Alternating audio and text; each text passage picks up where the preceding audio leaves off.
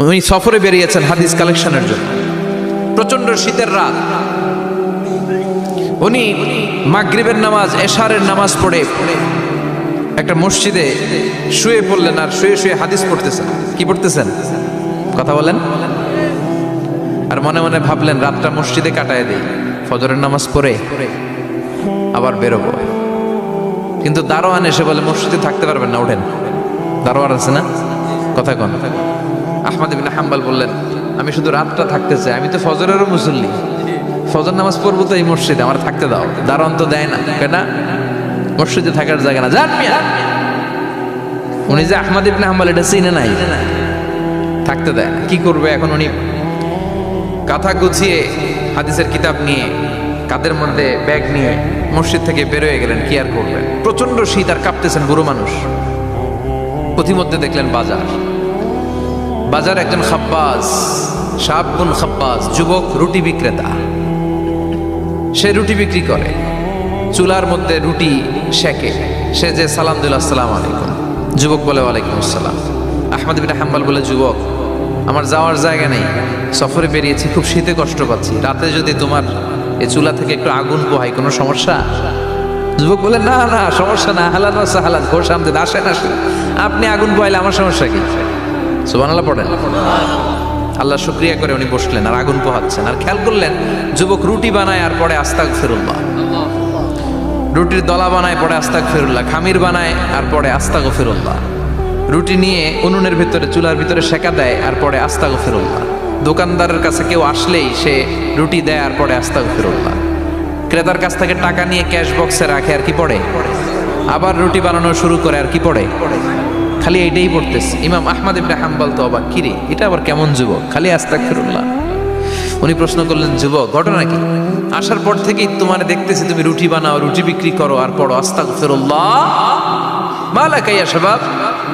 যুবক বলে আস্তাগফিরুল্লাহ আমার সবচেয়ে বেশি পছন্দের আমল, আমি সব সময় আঠার মতে ইস্তেগফারের সাথে লেগে থাকি আর সব সময় পড়তে থাকি আস্তাগফিরুল্লাহ, আর এর বদৌলতে আল্লাহ আমারে মুস্তাজাবুদ দাওয়া বানিয়ে দিয়েছে।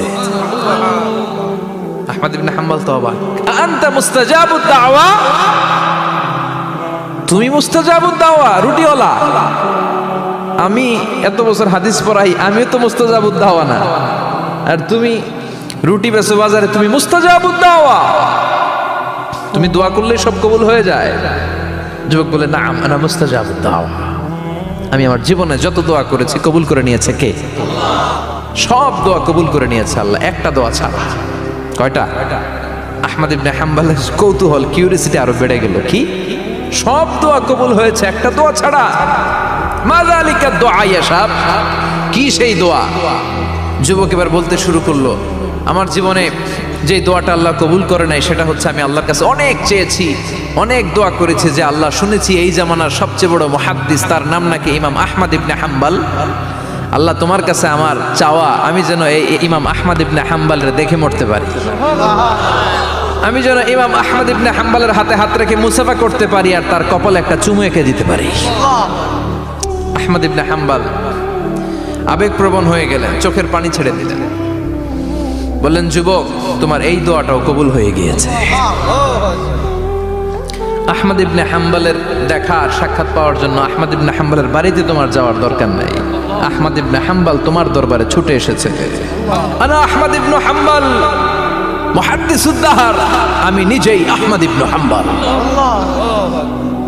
যুবক চোখের পানি ছেড়ে দেয়, আহমদ ইবনে হাম্বল চোখের পানি ছেড়ে দেয়।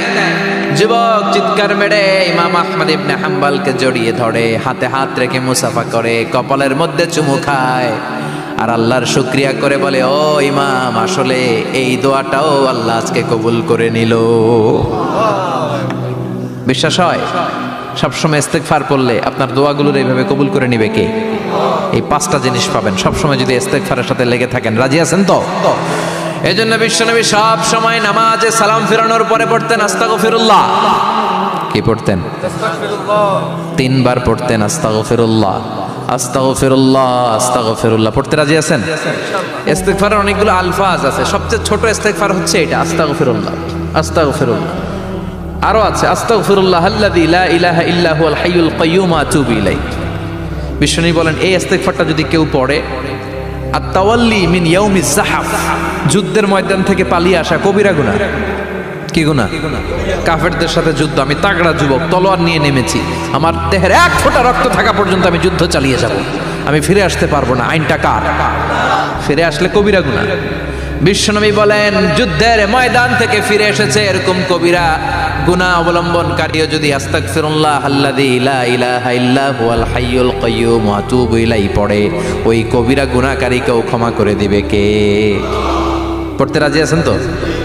আবার সাইয়েদনা আবু বকর বললেন, ইয়া রাসূলুল্লাহ আল্লিমনি দুআআন আদউ বিহি ফি সালাতি, এমন দোয়া আপনি আমারে শিক্ষা দেন যে এই দোয়াটা আমি নামাজে পড়তে পারি।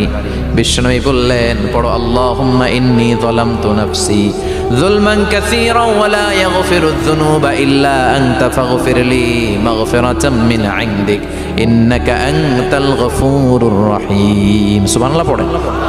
এটাও ইস্তেগফার। আমরা এটার বলি দোয়া মাসুরা, সালাম ফেরানোর আগে পড়ি না?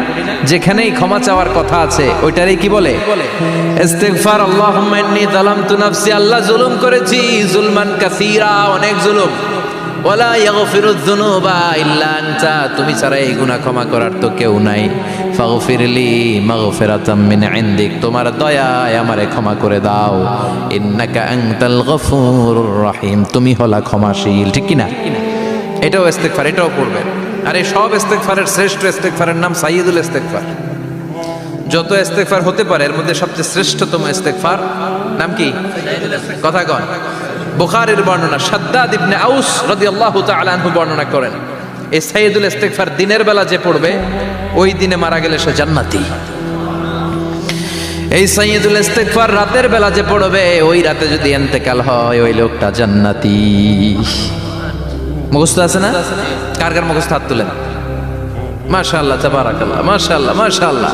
আর যাদের নাই তাদের হোমওয়ার্ক, তাদের আল্লাহুম্মা আনতা রাব্বি লা ইলাহা ইল্লা আনতা খালাকতানি ওয়া আনা আবদুক ওয়া আনা আলা আহদিকা ওয়া ওয়া'দিকা মাস্তাতা'তু আউযু বিকা মিন শাররি মা সানা'তু আবুউ লাকা বিনি'মাতিকা আলাইয়া ওয়া আবুউ লাকা বিযামবি ফাগফিরলি ফাইন্নাহু লা ইয়াগফিরুয যুনুবা ইল্লা আনতা। সুবহানাল্লাহ পড়েন। আজকে রাতে পড়ছেন, মারা গেলে জান্নাতি। চিল্লায় পড়েন আল্লাহু আকবার। এজন্য বিশ্বনবী বলেন আমার আগের গুনাহ মাফ, পরের গুনাহ মাফ, তারপরেও প্রতিদিন আমি 70 বার তওবা ইস্তেগফার পড়ি। আজকে থেকে পড়তে রাজি আছেন তো? ইনশাআল্লাহ। বেশি বেশি ইস্তেগফার পড়া যাবে না? একটু প্রাণ খুলে দিল খুলে আওয়াজ করে পড়েন তো আস্তাগফিরুল্লাহ। আর জোরে পড়েন আস্তাগফিরুল্লাহ। আবার সবাই পড়েন আস্তাগফিরুল্লাহ। সব সময় তওবা ইস্তেগফার যারা পড়ে তাদেরকে পছন্দ করে কে? সব সময় জিকির করে করে জিহ্বাটারে যারা ভিজিয়ে রাখে তাদেরকেও পছন্দ করে কে? আল্লাহ বলেন ওয়াজকুর রাব্বাকা ফি নাফসিকা তাদাররুআন ওয়া খীফাতান ওয়া দুনাল জাহরি মিনাল কওলি বিল গুদুবি ওয়াল আসাল ওয়া লা তাকুম মিনাল গাফিলিন। সুবহানাল্লাহ পড়েন। আল্লাহ বলেন ওয়াজকুর রাব্বাকা ফি নাফসিক, আল্লাহরে মনে মনে ডাকো, তাদাররুআন ওয়া খীফা, আল্লাহর জিকির করতে আল্লাহ বলেছেন ফি নাফসিক। বুঝতেছেন না অর্থ? ফি নাফসিকা, মনে মনে আল্লাহর জিকিরটা করো। তাদাররুআন ওয়া খীফা, তাদাররুআন মানে বিনয়ের সাথে, with full of humility, submission and humbleness, বিনয়ের সাথে আল্লাহরে ডাকো। ওয়া খীফা, গোপনে গোপনে ডাকো।